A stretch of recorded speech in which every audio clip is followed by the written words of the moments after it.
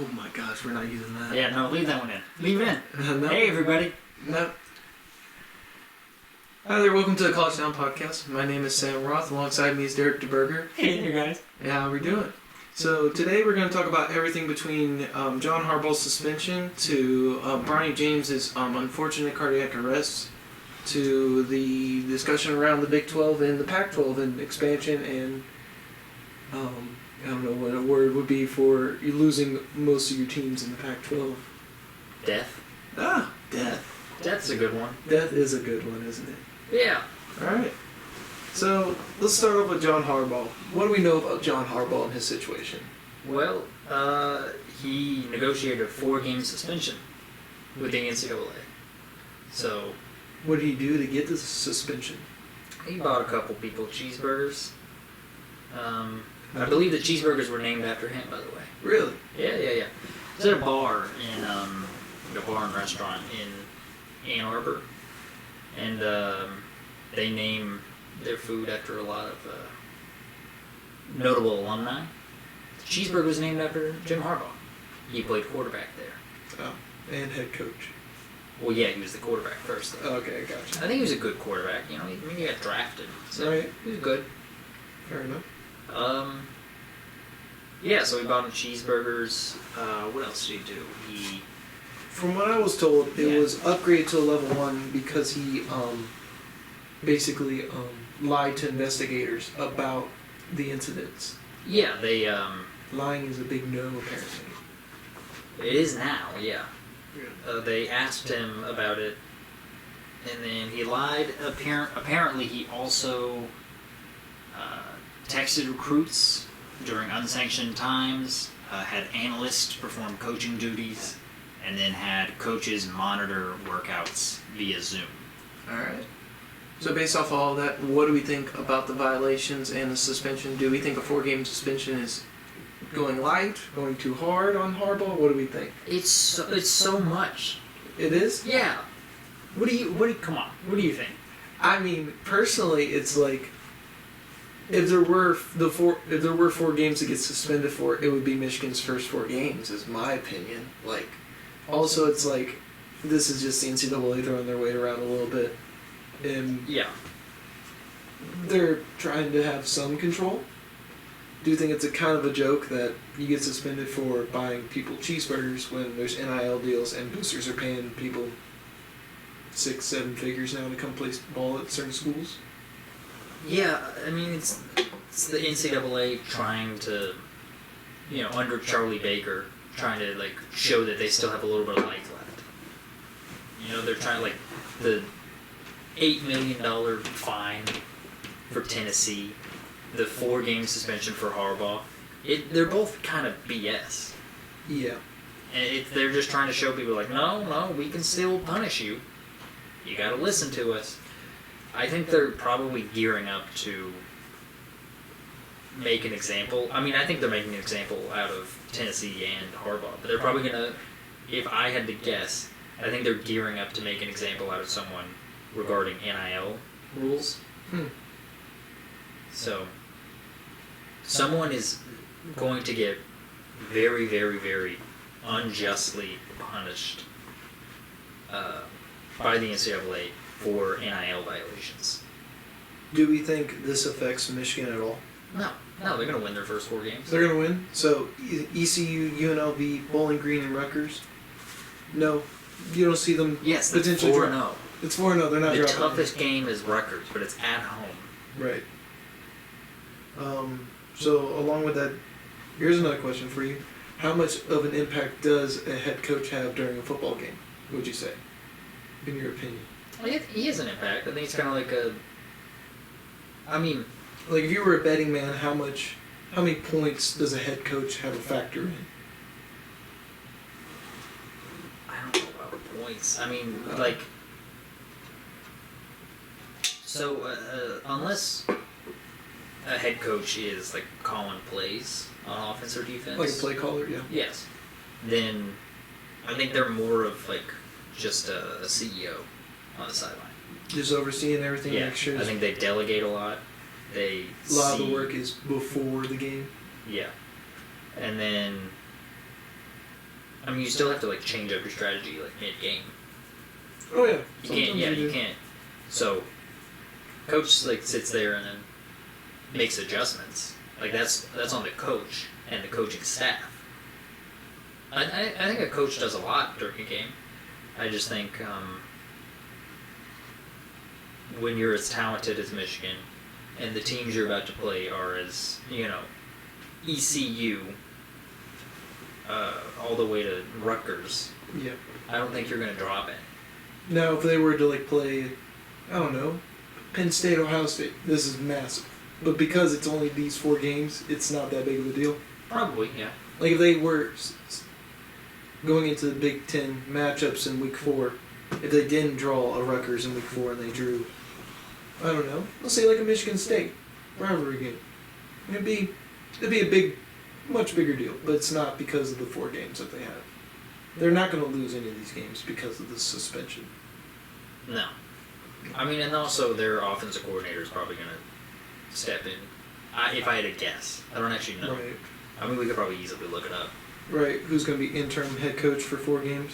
Yeah, it's probably their offensive coordinator, who his name was floated. I say floated for the Louisville job. I don't. He wasn't a real contender. It was Jeff Brom and then everyone else. Yeah. But it's not going to affect them at all. They're going to win all 4 games. Right. I mean, do you think it affects? No, absolutely not. I just wanted to throw it out there as an option of like, how much does a head coach really affect the game if these 4 games he's suspended and they're clear and obviously going to win all 4, with or without him? Yeah. I mean, I can't find anything about who is going to be the interim coach, but it's probably going to be their offensive coordinator. Right. Yep. Classical NCAA throwing their weight around. Speaking of NIL, you want to move on to the Senators? Sure. Let's move on to the Senators. Beloved U.S. Senators, Joe Manchin and Tommy Tuberville, have proposed the PASS Act, which is a law regulating NIL, among other things. What it says is that it bans state legislators from passing laws on a state level that would allow student athletes to engage in profit sharing of athletic departments or conferences, the NCAA, whoever. So what is profit sharing? I don't really know what exactly it is. Profit sharing is it's like sharing a percentage of the profits of Yeah. the university or department, or like a very, very basic example is just like you get 1%. you work at McDonald's, you are part of the money generating process, you get some money in compensation for your time. Gotcha. You get some of the profits. Another example would be like collective bargaining agreements in the NBA. Right. I think players get about like 40-something to 50% of the money that's generated. Oh. That's what goes into salary caps. Oh, okay. That's what that is what you could pay players. Mm. So that's why that's how the salary cap is determined. It's by how much money the league makes. And so, with this law, there could be nothing like that. There couldn't be like there's no players union for college sports. this base. Well, it doesn't. It would be heavily restricted. It would heavily restrict a potential players union. Yeah. I gotcha. But yeah, so it basically says like at no point down the line can state legislators pass laws that would make it allowed for like, let's say, University of Alabama for 10% of their revenue for it to go to student athletes. Gotcha. And 10% is not a lot. That's like, I don't know, that's probably like 20 million. Right. Speaking of 20 million, also in this bill, basically, it says that all former athletes will be insured for 8 years, and athletic programs that make $20 million a year must cover all medical expenses for 2 years after graduation. Yeah. And 50 Yeah, basically, if you graduate from a big time school, who's big time athletic program. Well, so if you graduate from any school, having played sports, you're going to get 8 years of insurance. Gotcha. Which is, I think that's great. And then also, if you are at a school that makes more than $20 million a year for 2 years, not only will you have insurance, you will have health insurance, but there will still be out-of-pocket costs. But if you go to a school that had $20 million a year in their athletic department that made $20 million a year, then they'll cover out-of-pocket costs for 2 years, and then it's 4 years for any program that made what was it? 50 million. Yeah, 50 million. Also, the other aspect of this bill is go back to the old transfer portal. The old transfer portal rules. I don't think that's part of this bill. Oh, it's not? I'm pretty sure it was a different one? Tuberville has said that he's in favor of making a bill that basically reverts back to the old transfer rules. Why do you think there needs to be legislation on the transfer portal? No. Tuberville is just some idiot who, like a washed-up coach, who's like, the game's changed, and he's trying to literally pass a law saying like, nope, can't change ever. Right. Yeah, and then so also, we don't have it on our notes, but another thing about the PASS Act is that it severely regulates and restricts who can become an agent representing college. Yeah, representing college athletes. And so, I mean, depending on the implementation of like regulations, like what kind of standards they have to go to, I think that's a great addition because you don't want like sleazy, scummy people. Well, what if you want to like? What if you want to like keep it in the family? Be like Lamar Jackson, have your mom be your agent. Exactly. That's why like. Is that okay? It depends on the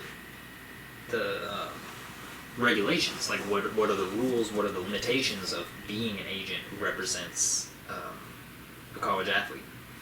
Because I mean it's very, very specific. It depends on what the actual like literal what each like rule is. What you could be for.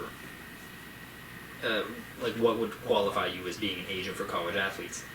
And I think there's a world where it's too restrictive. I think there's a world where it's not restrictive enough. And I think there's a world where it's both at the same time. So... Is this going to be an instance where there is no perfect world, no perfect solution to it? Maybe. And so it's just going to be one of those, this is the best that we got. And maybe, yeah. I mean, I think, in theory, I think the addition of the covering medical expenses and the regulating who can be an agent for college athletes. I think that those are great. I think those are fantastic. The problem is, I was telling you about this before we start recording, but this kind of bill is what's known as a Trojan horse bill, where they have a bunch of good stuff in there, and then they'll shoehorn something that's insane. So that for the lazy Congress people, they're not going to read it. They're like, oh, it does a bunch of good stuff. They'll pass it. But those who do read, that do oppose to the one thing they're trying to shoehorn in there, and they veto it or they vote no or whatever, they can come out and say like, oh, I can't believe you don't want college graduates to have health care. I can't believe you want scumbags to represent college athletes while they're in college.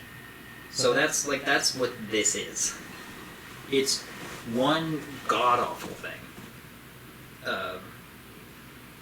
Like, makeup up. It's like makeup on a pig. You know? You get down to it, it's really ugly, but... On the surface, it looks good. Yeah, like there's good stuff there. Now, the bad stuff you're referring to, I assume, is like changing the rules to the transfer portal, if that was to become one, as well as making this a national issue rather than a state issue. Or limiting the profit sharing is your main thing. That's my big thing. I think it's absurd. If you were to tell If you were to tell someone who worked at McDonald's, like, hey, you got the job. You can't make any money, though. The only money you're allowed to make is from endorsement deals. We're not going to pay you anything. But you're going to bring a bunch of money. You're going to help sell Big Macs. And we're going to make a ton of money. But you can't see any of it. That's insane. That's it's only when you crazy illegal. It's only when you go outside on this corner and you say, hey, I'm the one who's making the Big Macs. Use me in a commercial. That's where they can make their money. I mean, yeah, but like... But that's it, basically. What I'm trying to say is, if you just took this model that the NCAA has feasted on for like 100 years or whatever it is, and you applied it to any other industry, you're like, oh, okay, that's slavery. But they're getting an education. Cool. McDonald's can offer to pay for my school. I'm still not going to go there for no money. Fair enough. Yeah. I just think it's... Do you think NIL is a state issue or national issue? Do you think there should be national governance over college sports, or do you think it should be a state-by-state thing? I think both. I think there needs to be like national, federal guidelines restricting some of the stuff that can happen. But at the same time, like, you can get away with different things in different states. You know, like the age to buy tobacco products is different. Throughout different states. You know, like I think that states can have differences. I do think there needs to be a line drawn in the sand. Like a minimum and a maximum, per se, on like... Kind of. Do you think there should be like laws on like windows of when you can like rather than rules, like there's already NCAA rules in place and that's what causes the violations and stuff like that. Do you think there needs to be legislation for those rules so that way people truly abide by them? Maybe. Or do you think that it's just like the NCAA is there for a reason, and like even though they suck at their job and most people hate them, they still enforce it to some ability? Like, is John Harbaugh's cheeseburger fiasco with four-game suspension, there's no reason to have legal action against that, obviously. But is there a line drawn somewhere where we say, like, for example, of like Penny Hardaway giving millions of dollars to recruits and housing their families and stuff like that? Is there anything wrong with that? Is there a boundary line to be drawn between millions of dollars and hamburgers, or is it just the NCAA to punish them in-house? Yeah, I mean that's a very tough question. Oh, because, it is. Like, so here's the thing, like Nike, for a long, like their model when it comes to basketball for a long time has been like, oh, it's like find these kids who are really good at basketball in AAU, and then we'll like, if they're like struggling financially, let's like really help them out, and let's do that in the hopes they want to go to a Nike school because they want to like show their gratitude, and then if they go to the NBA, they want to sign with Nike. Like, clearly, it's there's self-interest there. Oh, absolutely. But I don't. It's like I don't know if it necessarily crosses the line of like more harm is being done than is good. Than good, yeah. But it's a tough one. Yeah, I mean, I think there should probably be some legislation for some avenues of NIL, but it's like unless you get into like very, very specifics, it's kind of hard to say like what there should be. Right. I feel like it's hard to navigate. Yeah, a little bit. I think you had the right answer before, where you're like, some of it's going to be good, some of it's going to be bad, and this might just be the best that we got. And like, it's a balance of trying to find that. And I think we're just in like the early stages of all this. We don't know what's good or what's bad until we've seen it, I feel like. Yeah, probably. Alright. You just have to, I think the goal is just to make it as exploitative as little Right. And that is... And then also not, like, trying to prevent, like, potential, like, racketeering and stuff like that. You know, like, Right. actual felons. Right. Because I think if you don't, try to prevent that now, if you don't take preventative measures, it's probably going to happen in the future. Right. But I don't think NIL is as big an issue as a lot of people are proposing. Gotcha. Want to move on to Bronny? Sure, we can move on to Bronny. I think it's a very unfortunate situation to see happen. Yeah, it's terrifying. So, wasn't a heart attack. Bronny James, for any of y'all living under a rock, basically, had a cardiac arrest during a practice. That's a heart attack. No, it is not. Cardiac arrest? You can have a heart attack and it not be a cardiac arrest. A cardiac arrest, you can have a heart attack right now and be perfectly fine. Cardiac arrest and a heart attack are completely different. I don't know about that. That is completely going. true. I would much rather have a heart attack than a cardiac arrest. Let me put it that way. Yeah, keep talking. I'm going to look it up. Oh, absolutely. It's very scary. Rushed to the hospital last Monday. We're recording this on July 31st, so this was last Monday that this happened. And he's now out of the ICU in stable condition. He left the hospital Thursday. He's also the second player to have this happen at USC. You were right, by the way. Oh, cardiac arrest is terrifying. Like, you genuinely are unalive. Yeah, it's when the heart stops beating. Yeah. A heart attack, you could have... Heart attack is when the... It's a clot. Yes. Yeah. I was wrong. Yeah. Cardiac arrest is terrifying. They have to revive you. That's the way a cardiac arrest works. Yeah, I mean, he was in the ICU. That's... Yeah. You don't go to the ICU unless... No. I mean, it's the immediate care. No, they basically had to say clear to Bronny James. Yeah. Yeah. I don't know if you listened to it. I was watching the news, but I left before I saw it. ABC News had actually, like, the audio of the 911 call for Bronny James. Wow. Yeah. Which I never listened to it. I didn't know it was out there. Yeah, sounds terrifying. I mean, it's not like... I can't... Well, it also begs a question, sorry, but it's like, how does this happen? Like, it's, like, my personal assumption is, like, if you are a healthy 20-year-old kid, I think he's 18. He's 18. Yeah. He's 18 or 19. He's 18. Yeah, he's an 18-year-old kid, healthy, right? All the medicals that he's done, no past previous conditions that we're aware of or anything like that. That we are aware of as of right now, right? Yeah, I mean, not that I haven't seen any reported. I mean, if you are being overworked, and which I imagine this is how it happened, this is my guess on how this happened, conspiracy theory, if you will, on how it happened, is that if you're a healthy 18-year-old, you would reach exhaustion before your heart stops. My guess is he took some crazy mix of, like, some weird pre-workout and then went and worked out.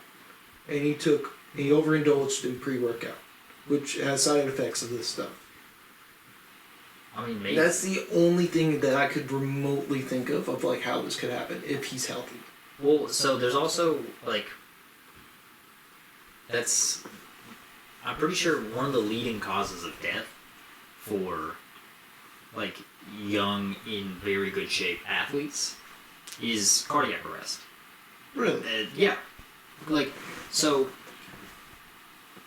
We've got on our notes, do you think this is more of a USC problem or kind of like an AAU problem? I was wondering how AAU comes into the equation. So here is... It's the second player in 2 years at USC to have cardiac arrest.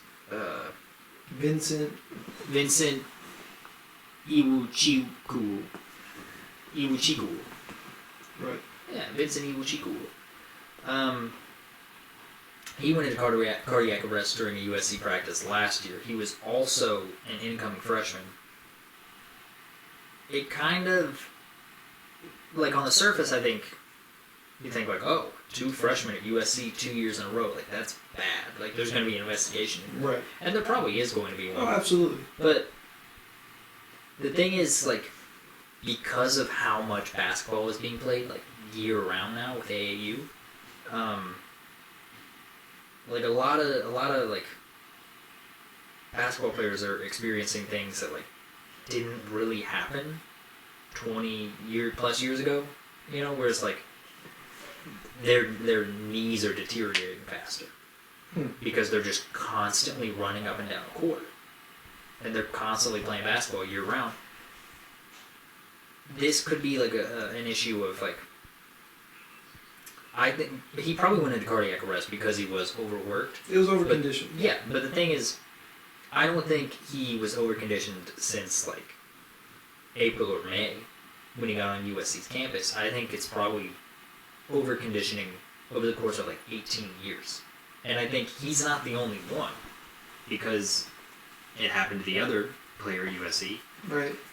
I do also, though, look at, if you were to look at, like, anyone's background of, like, if there was one player to have, like, the best conditions possible to do anything, right, could do, like, the best, like, have the best people around him possible, right, to treat him in terms of conditioning and treatment, and, like, if anything was wrong, he's got the world at his fingertips because of who his father is.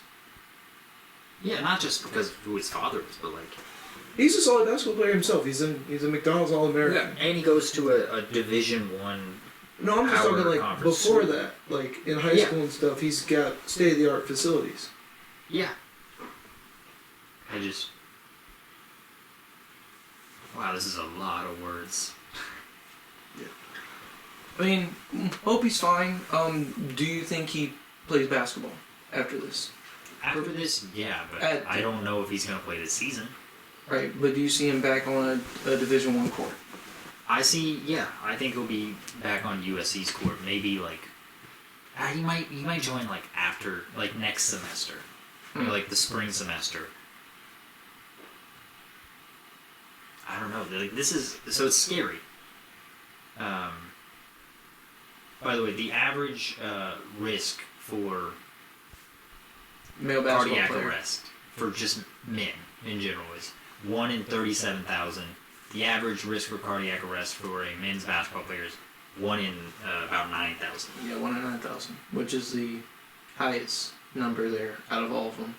Mm-hmm. Men's soccer, it's 1 in 23,000. In men's football, it's 1 in 35,000, or 1 in 36,000. So my question is, based off of that, is, like, why do you think basketball's higher, significantly higher than soccer and football, at least right there? Because you take breaks in soccer and football. Oh, basketball, it's non-stop, constant running. Pretty much, yeah. Yeah. Yeah, I mean, like, especially if you're on, like, a well-run team, like, maybe playing a well-run team, too, like, you could say, like, oh, if you don't have the ball on offense, you're not going to be moving as much, but it's like, well, that's only if you're playing, like, iso ball. Right. And that's, like, a terribly uncreative, predictable offense to run. If you have a coach that is remotely intelligent when it comes to offense, there's going to be movement, you know? So whether you have the ball or not, you're going to be moving. And then also, on top of that, even if you played for teams like ran iso ball, he's Bronny James. He probably had the ball the majority of the time. Right. Yeah. And in soccer, you're kind of, like, relegated to, like, a part of the field depending on what position you play. In football, there's literally breaks in between. You know, like, you run a play and you stop.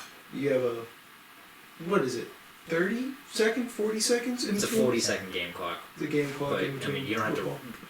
I think most and teams 25 probably run it sometimes. down about 25 seconds. Right, exactly. About 15 seconds, yeah. So I think... I mean, it's terrifying that it happened to Bronny James. That's a very prominent player. Yeah. Yeah. Probably... Arguably, I mean, you hate to say it, probably hurts his draft stock a little bit. Well, you can't help it. No, it's definitely not going to help it. I think if you have a health condition of yeah. I mean, it's scary to say the least. Yeah. Well, speaking of the Pac-12, if that in is a lighter way, news, if there's a way to segue that. Yeah, more death coming at you. Yeah, the death of the Pac-12. Maybe, yeah. As we know it for sure. Well, we know for a fact. Here's the facts. 3 teams are already leaving. Yeah. Next year, we have Colorado, who's already announced they're going to the Big 12 to replace one of the spots of Texas and Oklahoma, as well as the USC and UCLA, which has been around for a while now, of them going to the Big 10. And it's also reported, we're recording this July 31st, as I say again, that Arizona will be announced tomorrow going to the Big 12 as well. That's it. That's the rumor going around. That is the Football Insiders. There's an announcement that's going to be made tomorrow that Arizona is going to the Big 12 as well. I did hear that it was between Arizona and UConn. Apparently the Big 12 has kind of cooled off on adding Gonzaga. Yeah. Which is when it comes to the sad. When it comes to the Big 12, it sounds like they want to stay at 14. They're going to run with 14 this year, and then they're going to lose Texas and Oklahoma, and I think they want to stay at 14. Yeah. But I don't know if that's just a ploy of come in now and get in now while you got the chance, and let's see who bids, and playing their hand, if you will. So this, and like the grand scheme of like expansion. Yeah. I think everyone can agree. The end goal for every school is either the SEC or the Big Ten. That's where you want to be. Looking at the conferences right now, yes. I will argue, though, Big 12 last year, in terms of basketball, which is not the breadwinner and where you make most of your money, it is football. But the Big 12 last year was very exciting in basketball, I will say. Yeah. Now they are losing Texas, who is, I would call them a mid-tier basketball program in the Big 12. They're on the up. They're historically dominant and No, Texas in basketball. well, I mean, like early 2000s, they were really good. Yeah, but they've never been at the Final Four. No, I'm not saying that. But what I'm saying is like, in terms of relevancy and eyes on you, and that's where you get ad revenue and the money, right? Yeah. They've always been They're a brand. Mid-tier relevant team. Yeah, brand. It's nowhere near to Texas football by no means or imagination to that, but it's there. So they're losing that, but really what they're losing is their 2 biggest football programs. Yeah, and then which is where the money football. is. Yeah. Well, but the thing is, so I mean, it's like you said, it's kind of about like the brand and the perception, because Texas is not a historically great basketball school. They kind of don't have basketball history outside of Kevin Durant. And like a few players that have gone to Texas, but they've never really had like PJ Tucker, if you will. Yeah, but he wasn't like right. I'm just saying he like went that's undrafted. like I'm just saying yeah. I'm just saying that just like you're just saying. That was the name stupid. that popped up in my head. Yeah. That's stupid what I just You said. can say Mo Bamba too if you want. Yeah, Mo Bamba. Yeah. I always thought he would be better. Anyway. No kidding. The perception right now, what I'm trying to say is that the perception right now is that the SEC and the Big Ten are the desirable. Because, football's driving the bus, and the biggest football conferences are the SEC and the Big Ten. And the ratings kind of reflect that, the TV ratings. Yeah. So that's where the money is, and that money will be able to, like, if you're in those conferences, that money that you get because of football is going to be able to trickle down to other sports. And so everyone wants to go to either the SEC or the Big Ten, and I think the Big 12, as of now, the way it looks now, is that those of you who can't tell, I just farted a little bit. I don't know, I want to be honest. I want to be honest. I've never heard that. No, they wouldn't have, but we're nothing without our integrity. Look, alright, we're both making bodily functions today, okay? Your voice cracked. I farted. Don't take me down with your fart like that. Look, man, if I'm gonna go off this cliff, you're coming with me, okay? What a friend you are. I'm just saying, you should leave it in the beginning of the episode. Anyway, Where was I? You were talking about the Big 12. Oh, yeah. Big 12.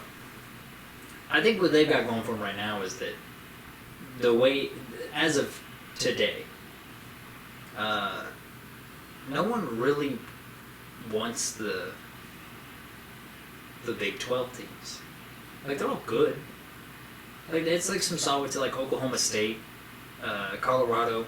Now they've got a couple of championships from the '90s in football.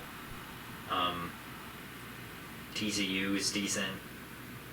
Kansas State with Bill Snyder, like they're all solid, but they're not like crazy.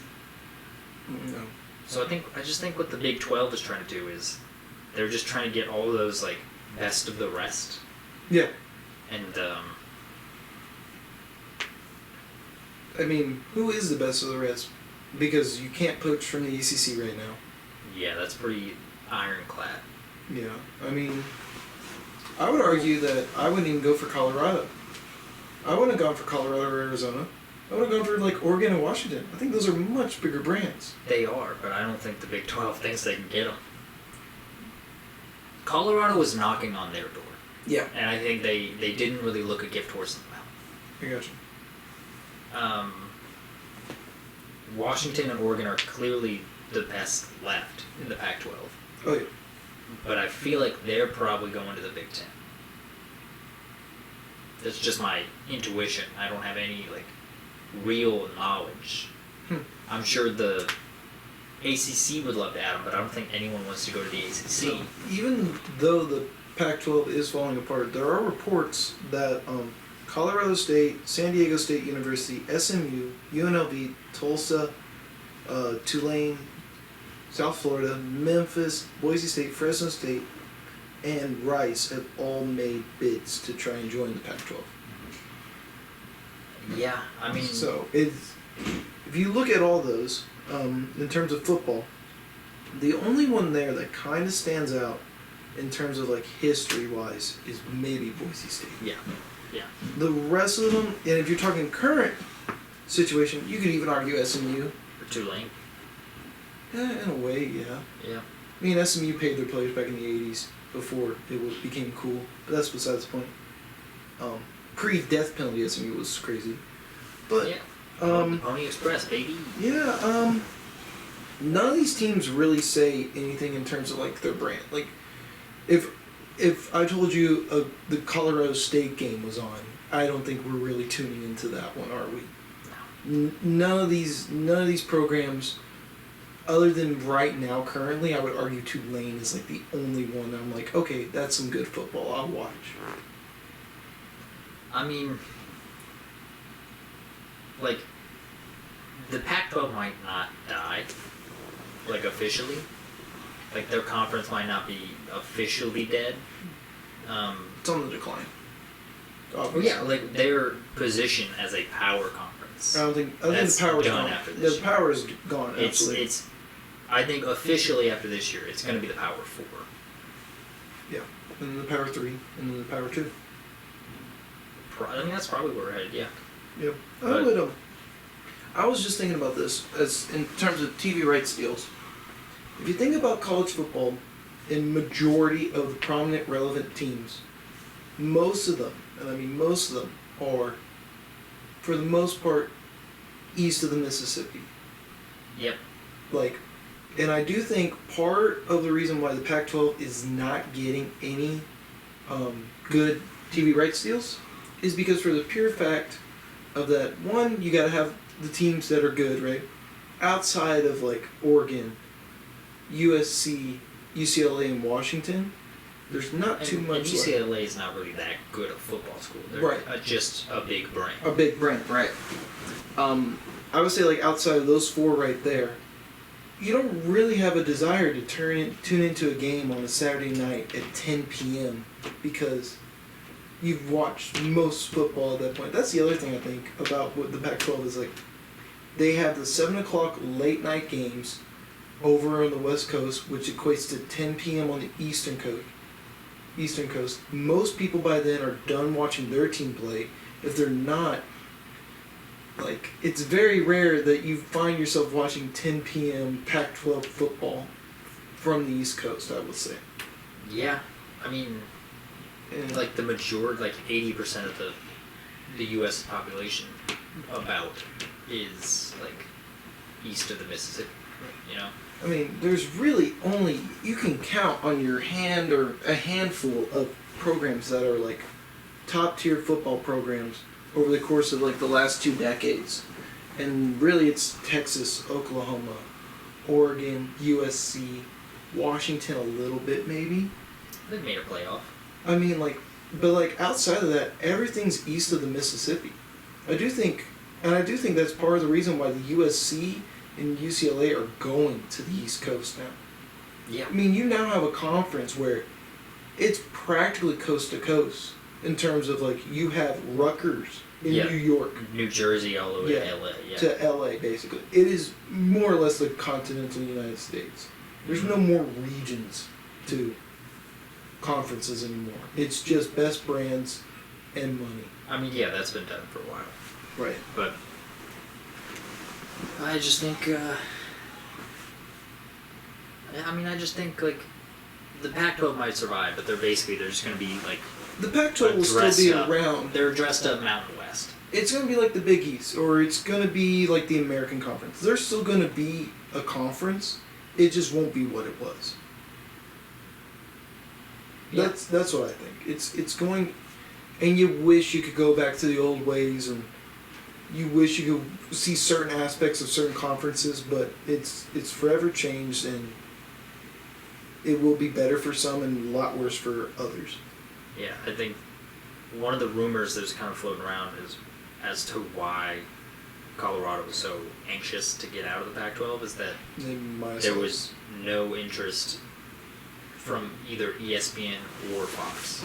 Well, that's the other thing that I find interesting is like I think another conspiracy theory for me is I think the whole reason why the Pac-12 commissioner is not wanting to share any of the media deals. What if you honestly think about it, these TV's executives control college football. They can basically say, They can tip the scales, yeah. I mean, what's stopping Fox or ESPN from just saying like, yeah, we're not going to submit a bid? Like, why should we submit a bid for the Pac-12? Why should we pay money for that? And then, what's to stop them from having to take a lesser secondary market deal and that they don't want to announce because they know it will cause mass panic? Plus, you have Big 12 right now with Fox basically saying that we are going to pro rata proportionally pay for you to join, as well as you get $32 million of the share as soon as you join because they signed for a 14-year team, not 14-year, but 14 teams. They're down to 12, so you're still going to get a cut of the money as soon as you join, and you can join right away this year. You don't have to wait any of that BS of 2 years or whatever and announce that you're leaving. One season, you're done, and then you're in. Like right now, I think that's part of the reason why Colorado and potentially Arizona pull the trigger so fast. Because you're getting a check, you're moving to a better conference. What more could you ask for? Nothing really. You're really taking a sure thing right there. Yeah, I mean, you just said it all, basically. I mean, that's what it is. Who else do you think's going to lead the Pac-12? Oh, Oregon and Washington for sure. Yeah. I think, here's what I think. I think as far as the Pac-12 goes, every single brand is desirable except for Washington State and Oregon State. Yep. Every single brand will go. Arizona State will go. I think eventually Stanford will go. I think you'll have every single team go except for Oregon State and Washington State. I think they're the ones that get stuck. Utah has a brand. Colorado has a brand. Arizona State has a brand. Arizona. Stanford. Yeah. Cal even has a brand. Yeah, I mean, if I had to guess, I would assume Oregon and Washington to the Big Ten. In the future, I don't really know what's stopping, like, Arizona State and Utah. If Arizona does go to the Big 12, I don't know what's stopping Arizona State and Utah from also going to the Big 12. The Big 12 basically saying that we're stopping at 14 teams. I mean, in the future.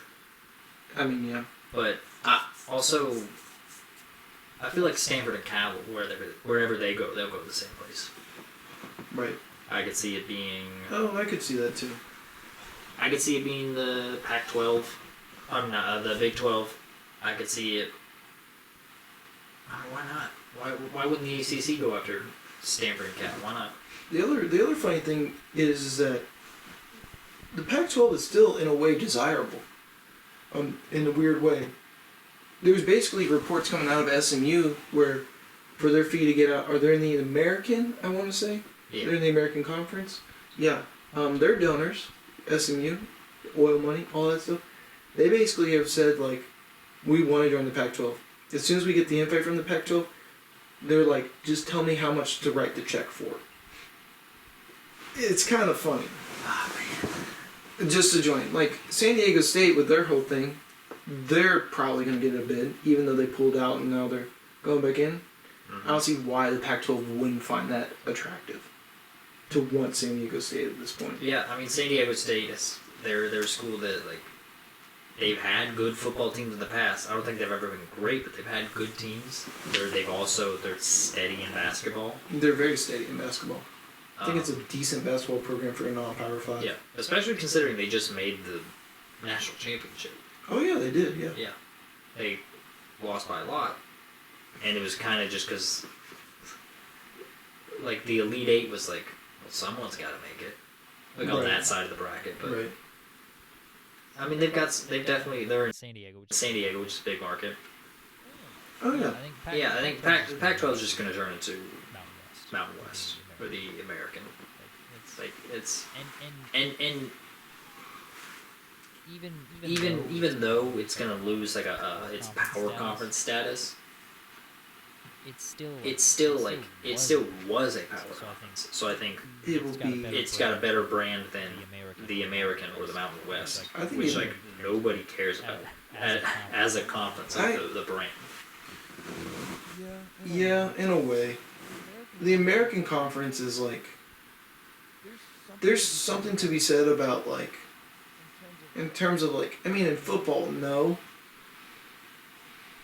But like, basketball, the American Conference is alright, and like, think similarly to the Mountain West in that way. Like the Big East, but that's just a basketball at this point, I think.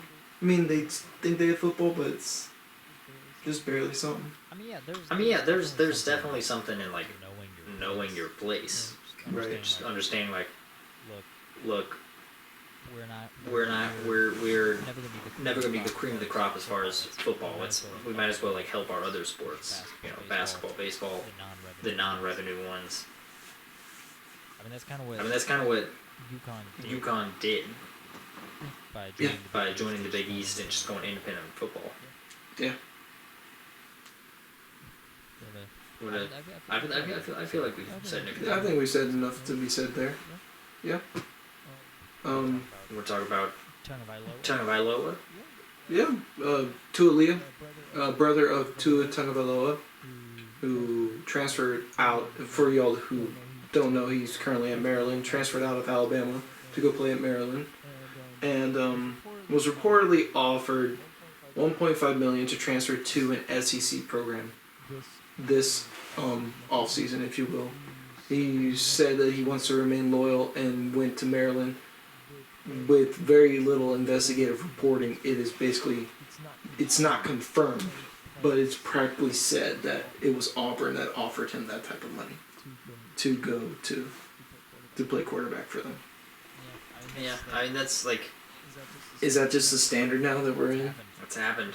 It's happened before. It's gonna keep happening. Is that even allowed? No. Because I would say he never entered the portal. No, it's absolutely tampering. But the thing is, you can't trace it back. Like it's nothing. It's something, but it's nothing. Yeah, like Jordan Addison leaving Pittsburgh for USC. Right. That was tampering. No doubt about it. You're not gonna be able to trace it back to Lincoln Riley. You know. So it's like there's nothing you can do. Right, fair enough. Do you want to get into these our Big 12 predictions? Yeah, let's do it. All right, let's go. Bum, bum, bum. Bum, bum, bum, bum, bum, bum. There you go. Yeah, we're working on trademarking that. So. Yeah. Good luck. Anyway, last week we did SEC predictions. Yeah. I had some fun with it. I didn't.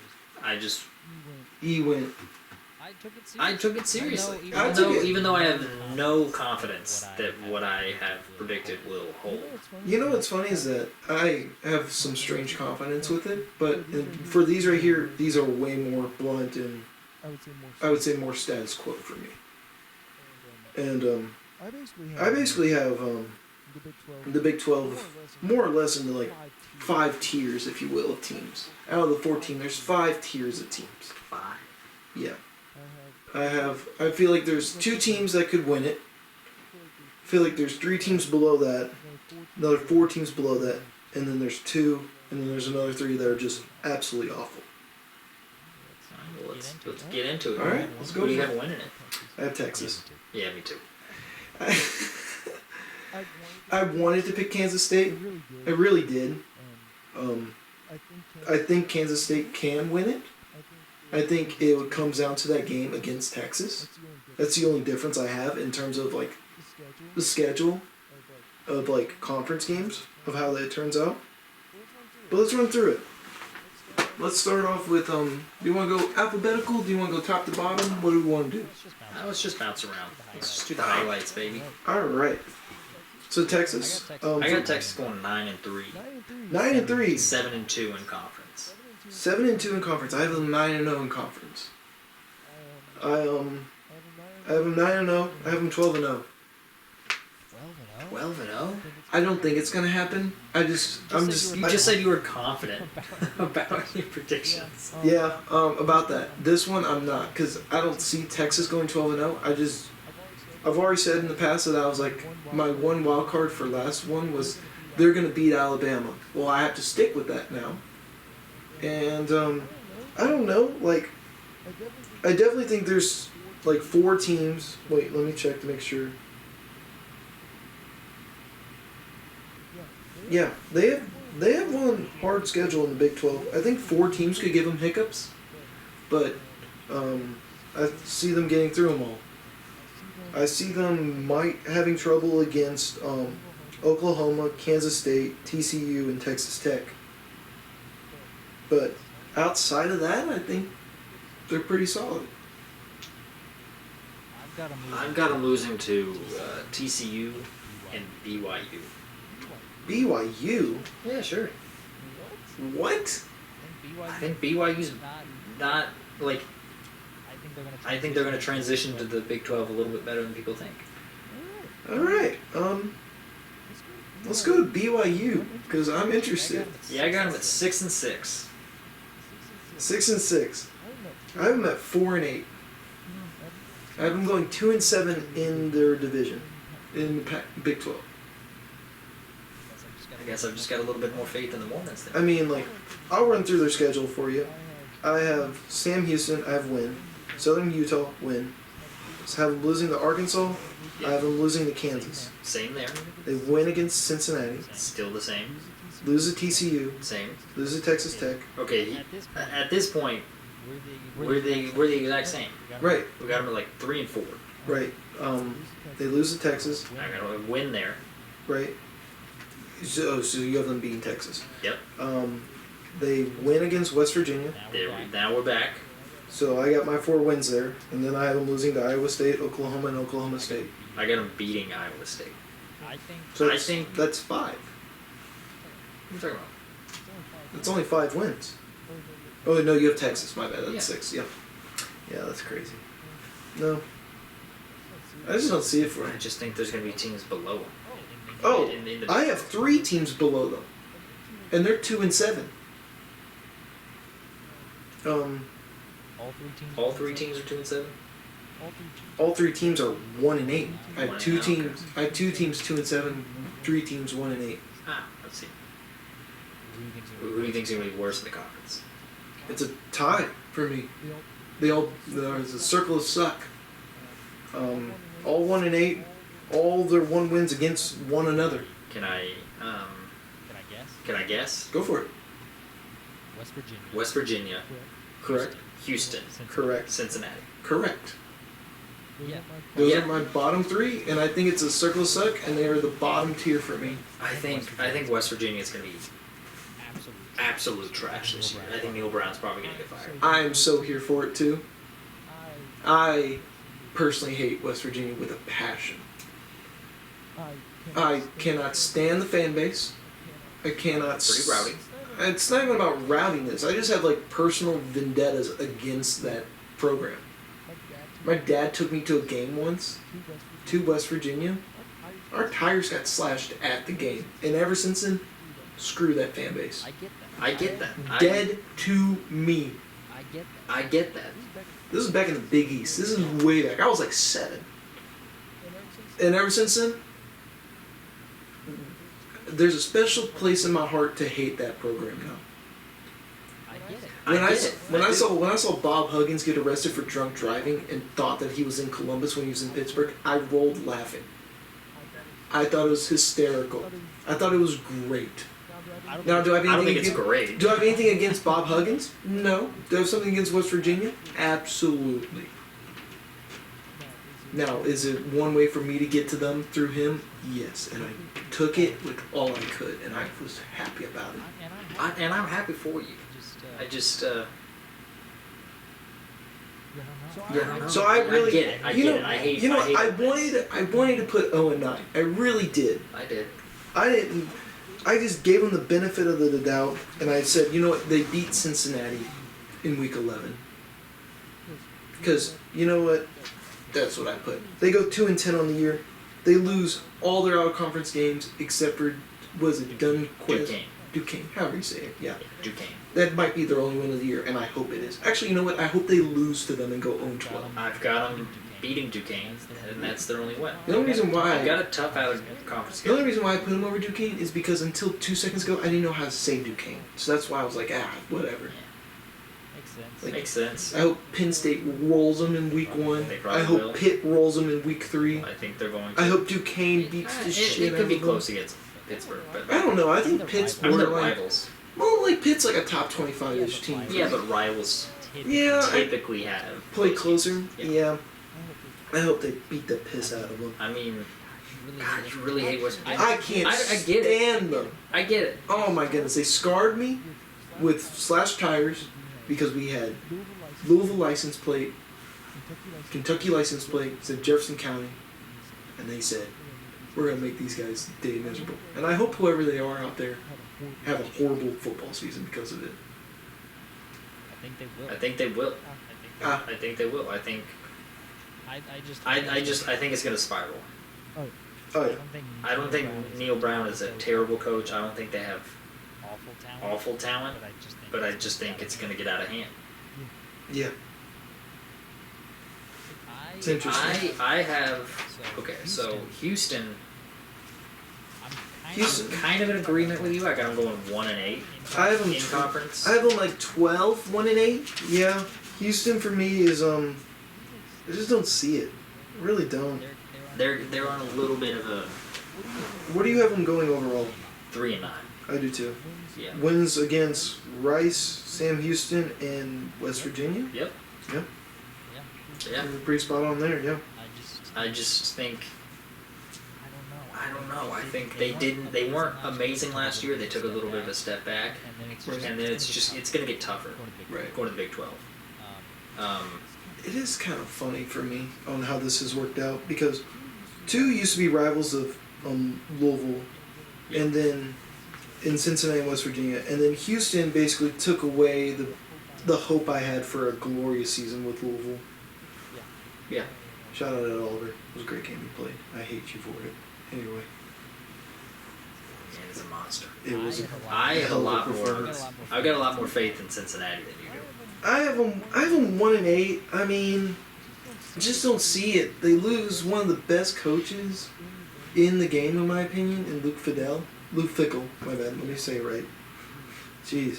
I think he's a really good coach. I think they lost a really good one to Wisconsin. I'm not sure who they brought in. You don't know? I don't know. They brought in Scotty S. Satterfield. Oh, that's Are you right. serious? Were you not joking? I forgot about that. Yeah, they got Satterfield. He's a pretty forgettable coach, if we're being honest. He kind of is. Yeah, he's they're gonna run that pistol formation offense and good running. attack, maybe. They are going to have a lot of yards on the ground. Yeah. I don't know. I'll run through it. Cincinnati win against EKU, lose to Pittsburgh, beat Miami of Ohio, lose to Oklahoma, BYU, Iowa State, Baylor, Oklahoma State, Central Florida. They win against Houston, and then I gave them a loss to West Virginia. I hope they win, and then they lose to Kansas. I've got them going 7-5. Really? Yeah. I have them going 3-9. Look, they were 12-0 2 years ago. Yeah. Last year they were 9-3 regular season. I get it, but like I just don't trust this. I think that coaching change is a lot. It is. I think it's a big loss. But also, like, Satterfield kind of shocked the ACC a little bit his first year. You know, Louisville went 7-5. Satterfield's first year. I think it's because the ACC wasn't really prepared for what a Scott Satterfield team was. He also ran the ball behind Mekhi Becton the whole season. I mean, yeah, but There's also that to be at play too. I mean, I don't know, man. It's just we wanted that coach to get fired, and he got another job opportunity, and we're like, is it Christmas? Like, we were genuinely happy to see him go. Well, how many times have you? Cincinnati was not very happy to get him. Right. It's like it doesn't make sense to me that hire. Like, when one fan base is glad to see a coach go because you're gonna fire him, but instead you buy him out of his contract. Like, why didn't you just wait until after the bowl game? You know what I mean? Because Braun, I felt, was on the horizon regardless, but that's besides the point of Cincinnati. I've never seen a coach get added and the fan base that is acquiring a coach and paying a buyout for that coach is unsatisfied or unhappy with that hire. I mean, you're always going to have trolls and everything like that, but the consensus among that fan base was, we don't want this guy. Yeah. And most Louisville fans, even though we won a bowl game and he wasn't there for it, which is kind of funny. I wish he kind of was there at that Fenway bowl game. I thought that would be kind of funny, but he wasn't. That was throwing first pitches at Reds games. Oh, there you go. They don't have a good record, I think, in games that he's thrown first pitches. Oh, well then keep him away from Cincinnati. I am a Reds fan. So, moving on. You know who I've got. So okay, I've got a three-way tie for like first place. Really? Yeah. Can I take a guess at who it is? Yes. So I really think Texas and Kansas State's league to lose. I think those are the two teams that could win it. And then my second tier is TCU, Texas Tech, and Oklahoma. I think it's one of those. And if I had to take a guess, I will go with my third place team in TCU. My three-way tie is between Texas, TCU, and Oklahoma. Oklahoma, wow. So I'm a lot higher on Kansas State than you are. I think I got Kansas State I don't know. 8 and 4 range. 8-4. I have them. No, 9-3. I have them 11-1. No, I got them 9-3. I just think all three losses might come in conference. It could honestly, but I don't know. They won it last year. They still have the same quarterback. They still have the same coach. They're running it back basically. I mean, I honestly Deuce Vaughn. I honestly debated having them won over Texas. It's just I just think the talent of Texas is immense. No, I mean they it's a team that knows how to win basically. They've been there and they've done it. I could see them potentially doing it again. I just didn't pick them because I was like, I don't know if I could. I mean, honestly, I'm kind of high on Kansas State and I could see them beating Texas and winning it. I just feel like if you pick a team to beat Alabama, you kind of have to ride that storm. Yeah, you kind of made your own bed there. Yeah, I kind of made my bed and I'm going to have to lay in it. And if it blows up, backup plan, Kansas State wins. I mean, I could definitely see Kansas State. Right. Improve. I'm interested on this Oklahoma take, though. I don't know. I was looking at their schedule. It's a pretty weak schedule. Games.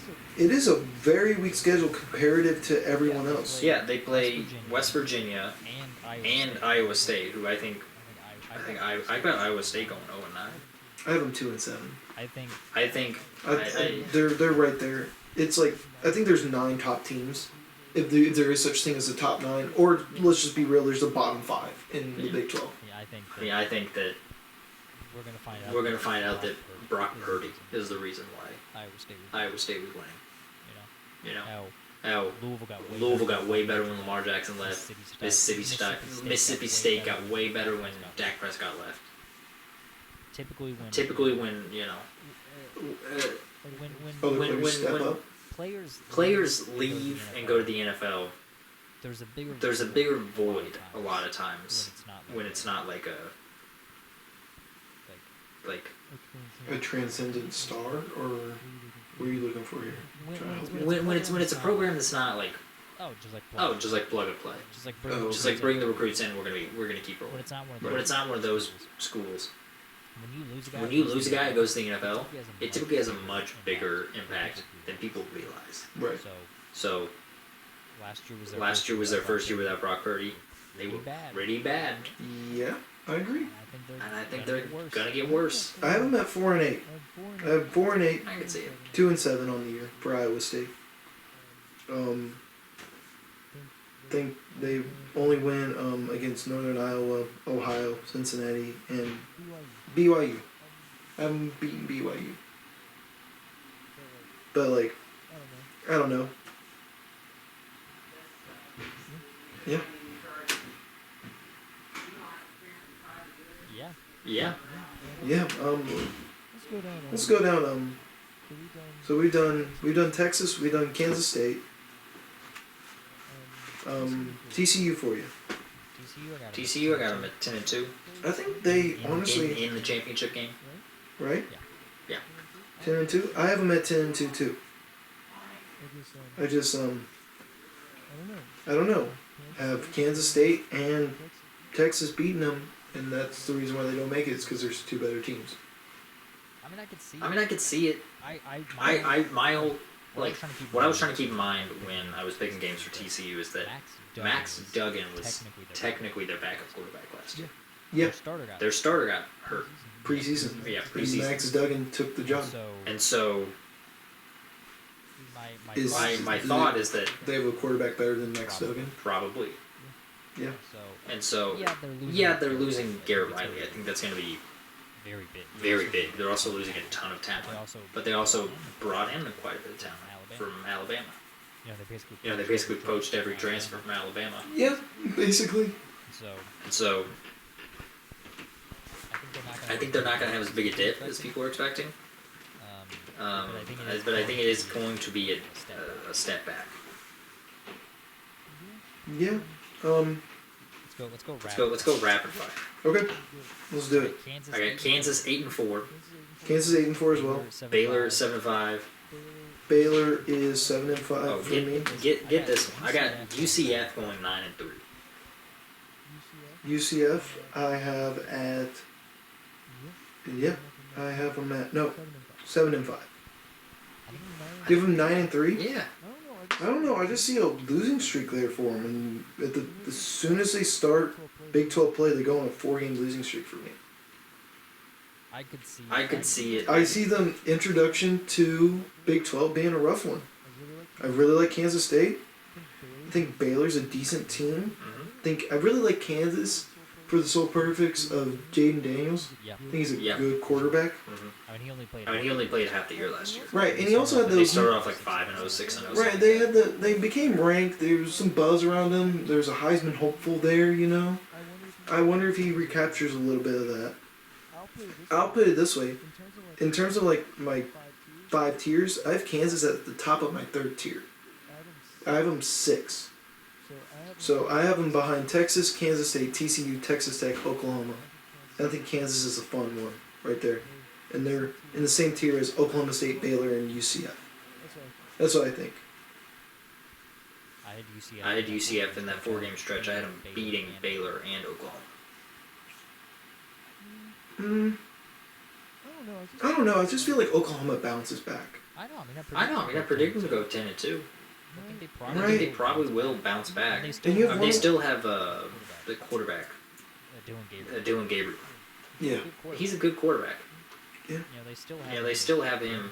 Brent Venables is a defensive defensive coach. I don't know. I feel like with Oklahoma, I have them at 10-2. I think it's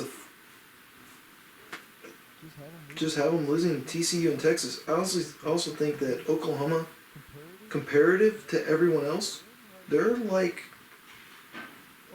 Oklahoma has one of the easier schedules in the division.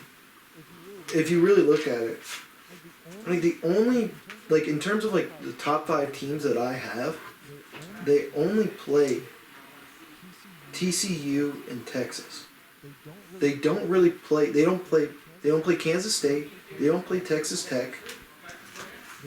They play a pretty easy schedule, if I'm being completely honest. Yeah, Their non-conference is not like daunting. Arkansas State, Tulsa, SMU. Maybe the hardest one being Lost to Tulsa last year, I'm pretty sure. Yeah, but I feel like they're going to be a different team this year. I feel like it was first year hiccups with new coach. Lincoln Riley just left. Yeah, Basically- Lincoln Riley like stole the entire team basically. Yeah, he basically said, hey, all the good players, come to me to USC. I'm getting paid with 7 different houses. You can get paid too. And basically, when you have your Heisman hopeful quarterback go, as well as your backup go, who was your original starter, Yeah.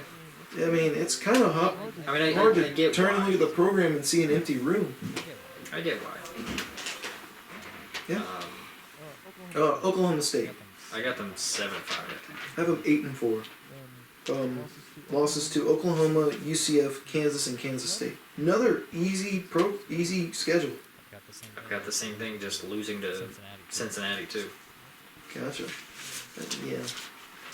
Texas Tech, I got 8-4. Baylor, I got 7-5. 9-3 for Texas Tech. Baylor. You said Yeah, 7-5. 7-5. Yep. Losses to Utah, Texas, Texas Tech, Kansas State, TCU.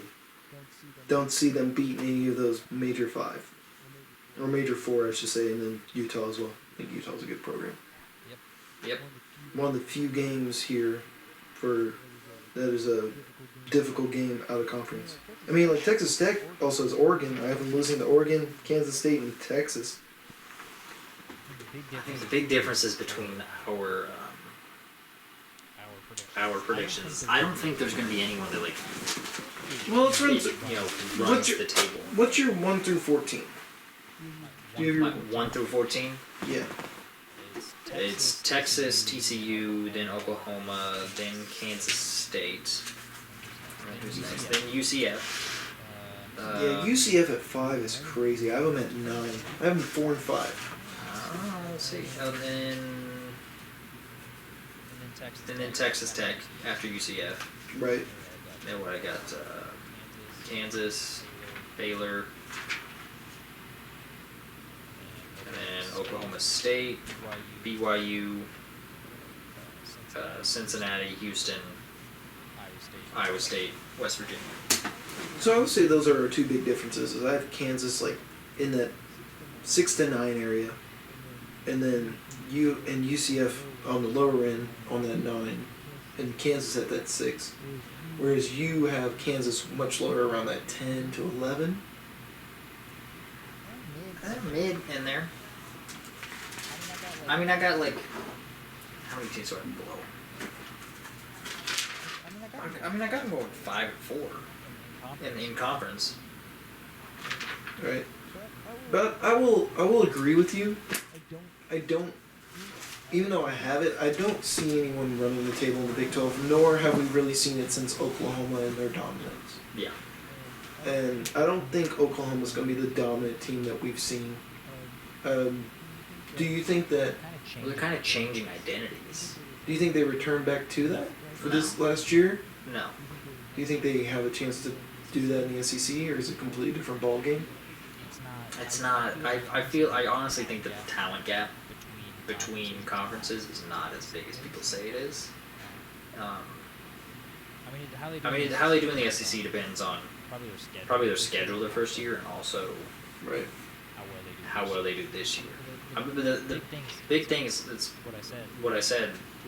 To expand on that, They're changing identities. Like Bob Stoops and Lincoln Riley, big offensive guys, guys, big offensive minded guys. Brent Venables is a defensive guy. Yeah. It's the first time in like 30 years or something they've had a defensive coach at the helm. And I think it's a big shift to go from score to like, okay, let's. I mean, obviously, let's put Well, points on the let's score, board, right? but like, let's stop the other team. Yeah. Not that Lincoln Riley and Bob Stoops didn't care about that. I'm just saying they were definitely offensive first Right. coaches. Here's a question for you, and I know it's a little bit of a random one. Where would you put a current Colorado team if they were to play in the Pac-12 right now? Oh, not high. How high? Do you think they're above Houston, Cincinnati, West Virginia area, or are they I don't not know. much? They're above West Virginia for sure, but I think West Virginia's gonna suck. They're That's what's up. maybe on that same plane as Houston, honestly. Maybe I got you. Maybe a little above, just because like The I double think- digits area, they're not getting out double digits in the Big 12. no, Gotcha. because they're gonna have an influx of talent. They're gonna be a way more talented team, but there's gonna be a lot of moving parts, and it's the first year under Deion Sanders, Right. so I think they've got a bright future. I think right now Mm-hmm. they're gonna probably go through some lumps. I would assume that Colorado probably starts the season off a little bit slow and then picks it up. I gotcha. Alright, so just a recap for you guys. I got Texas 1, Kansas State 2, TCU 3, Texas Tech 4, Oklahoma 5th, Kansas 6, Oklahoma State 7th, Baylor 8th, 9 is UCF, Iowa State at 10, BYU at 11, and then rounding out my bottom 3 is Houston, Cincinnati, and West Virginia. I got Texas winning it all. There you go.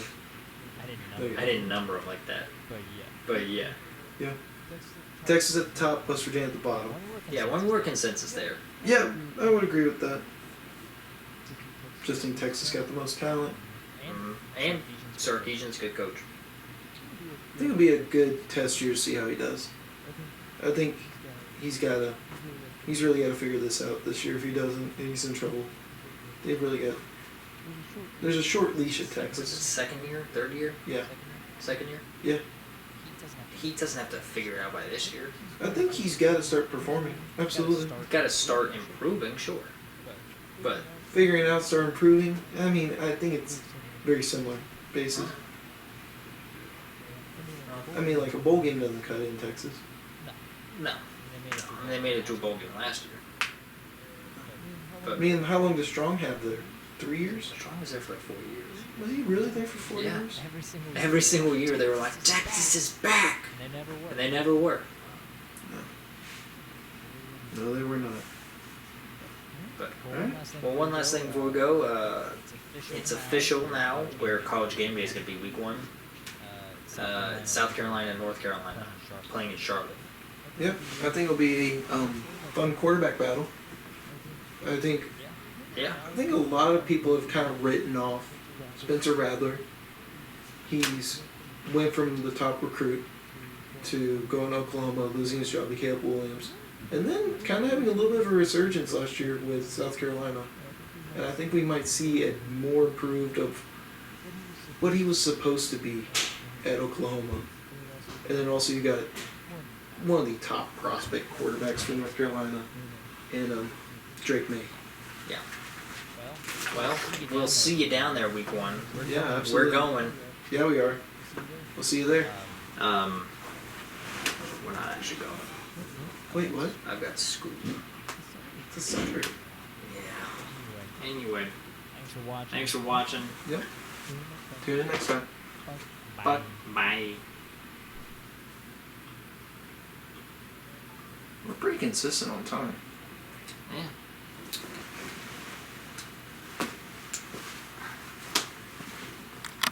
Man, for a lot to talk about, I feel like we said a bit of nothing there for a good bit.